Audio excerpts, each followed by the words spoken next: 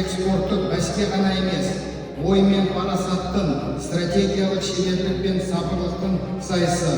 Шахмат адамдың терең ойлауға, дұрыс шешім қабылдауға, төзімділік пен табандылыққа тәрбиелейтін зияткерлік ойын.